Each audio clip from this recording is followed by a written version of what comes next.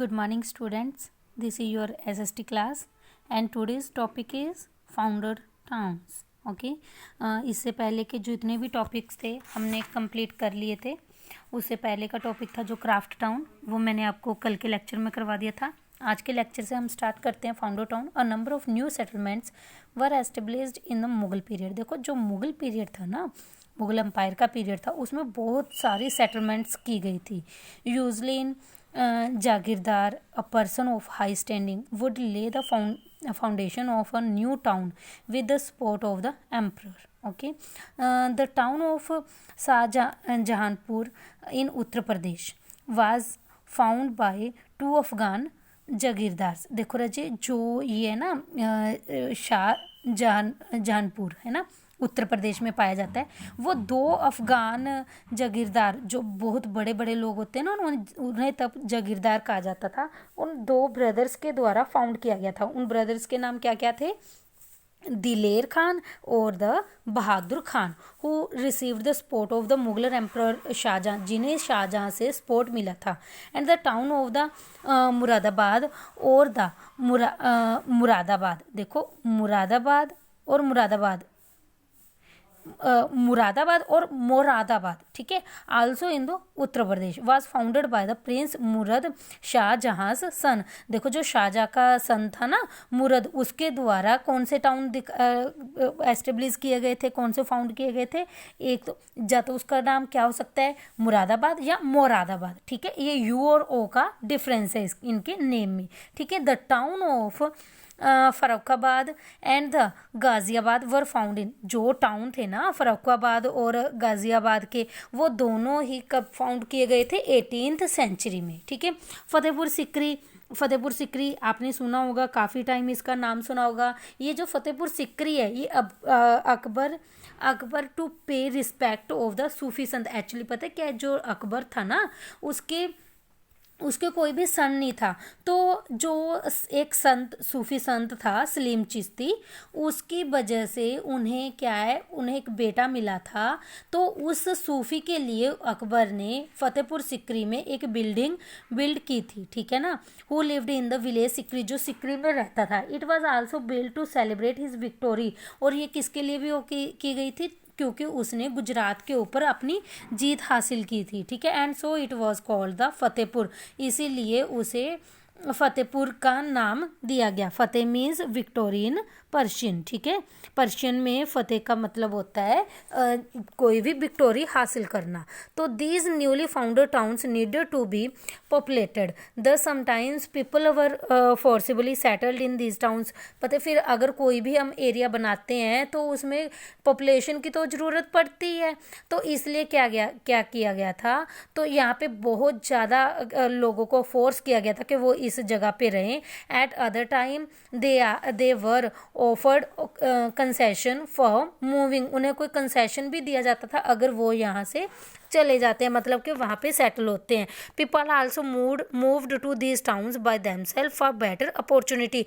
लोग खुद भी यहाँ पे रहे थे ताकि उन्हें क्या है, बेटर अपॉर्चुनिटीज़ मिल सकें, ठीक है। उसके बाद हमारा टॉपिक जो आता है वो है ट्रेडर्स, आर्टिशियंस एंड क्राफ्टमैन। देखो मैंने हमारे चैप्टर का नाम भी क्या है, ट्रेडर्स, क्राफ्टमैन और द टाउन्स है ना। टाउन्स के बारे में हमने कर लिया है, जैसे फतेहपुर सिकरी हो गया, दिल्ली, आगरा, इनके बारे में हमने कर लिया है। अब हमारे पास क्या आता है, traders and the craftsman. There were many kinds of trader, यहाँ पे बहुत अलग अलग टाइप के ट्रेडर्स रहते थे, बोथ बिग एंड स्मॉल, कुछ बिग भी थे और स्मॉल भी थे, ठीक है ना। The small traders operated in the limited product while the richer one trade in the variety of goods. देखो रजे, जो स्मॉलर ट्रेडर्स थे वो क्या है, लिमिटेड प्रोडक्शन करते थे, लेकिन जो रिचर लोग थे वो क्या है, उनके पास अलग अलग तरह की वैरायटी होती थी गुड्स की। गुड्स का मतलब यहाँ पे क्या है, सामान, चीज़ें,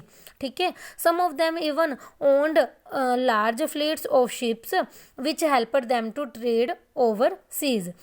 उसके बाद क्या है, there were also traders called the Banjaras. यहाँ पे बहुत सारे ऐसे भी ट्रेडर्स थे जिन्हें क्या कहा जाता था, Banjaras, who moved with their family, जो बहुत दूर दूर तक अपनी पूरी की पूरी फैमिली के साथ क्या है एक जगह से दूसरी जगह जाते रहते थे, ठीक है ना। और क्या है, goods in the caravans of the ox drawn crafts.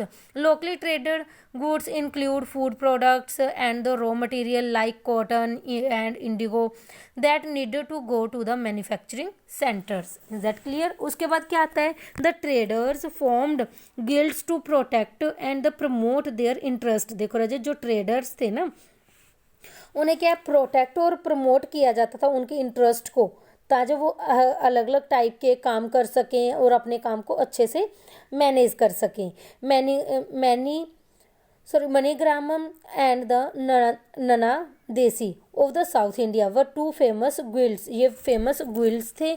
People from all caste, जो पीपल थे ना हर कास्ट के, when the religious joined the trading profession, उन्होंने ये ट्रेडिंग प्रोफेशन को ज्वाइन किया, ठीक है। उसके बाद क्या है, some of the main trading groups at that time were the Hindu Baniyas, Jains, Muslim, merchants. ये जो मेन ट्रेडर ग्रुप्स थे जो व्यापार करते थे मेन, वो कौन कौन थे, हिंदू बानिया थे, जैन्स थे, मुस्लिम थे, मर्चेंट्स थे, और ऑफ द मालाबार रीजन में जो रहते थे, ठीक है। जिसमें कौन कौन से रीजन आ जाते हैं, Arab, Afghan, Multanis, Khatris and the grain merchants. Okay, ये वाले सभी लोग क्या करते थे, ट्रेड करते थे। Well known traders of this period were Virji Vora and the Abdul Jafar, ठीक है। उसके बाद बोथ वर वेरी रिच, ये दोनों ही बहुत ज़्यादा रिच थे, रिच ट्रेडर थे, और इनके पास अपनी ही बहुत सारी शिप्स थी, ठीक है। मलया Chetty was another rich and powerful trader. जो माल्या था ना, मलया चेट्टी, वो भी एक बहुत ही ज़्यादा पावरफुल और रिच ट्रेडर था, ठीक है। उसके बाद क्या है, फॉरेन ट्रेड। देखो, जो फॉरेन ट्रेड है ना, वो तो हम स्टार्टिंग से अपने ट्रेडिशनल टाइम से ही करते आ रहे हैं, ठीक है। अब हम इस चैप्टर में किसकी बात कर रहे हैं, मेन मुगल्स की बात कर रहे हैं। तो इसमें हमें क्या बताया गया है, फॉरेन ट्रेड में the Indian trader traded extensively with the port town. देखो, मैंने आपको पहले भी बताया था कि पहले वाले समय में ट्रेडिशनल टाइम में हमारे जो वो थे ना, जैसे रोडवे हो गया या एयरवे हो गया, इतने ज़्यादा डेवलप नहीं था, इतना उसमें काम नहीं किया जाता था। लेकिन जो हमारे सी रूट्स थे, है ना, उसमें बहुत ज़्यादा काम किया जाता था ट्रेड का, ठीक है। इसलिए क्या, Red Sea, Persian Gulf, East Africa, South East Asia, China, इन सभी में पोर्ट टाउन के साथ हमारा क्या है, ट्रेड किया जाता था। Spices and textiles were the most traded items. हम ज़्यादातर किसका व्यापार करते थे, ट्रेड करते थे, स्पाइसेस और टेक्सटाइल का। Other items that were exported included rice, precious stones, metals such as silver and the tin from the Southeast Asia। यहाँ से हम क्या है, सिल्वर और टिन लेते थे। And the good quality horses from Persia. Horses कहाँ से लेते थे, पर्शिया से। Were some of the main import to the India. The towns on the west coast, जो वेस्ट कोस्ट की तरफ, वेस्ट कौन है, गुजरात वाली तरफ से, जो वेस्ट कोस्ट है, वर होम टू द अरब। वो किसके लिए होम था, अरब के लिए, चाइनीज़ के लिए, ज्यूज के लिए, और साइरियन क्रिश्चियन ट्रेडर्स के लिए, ठीक है।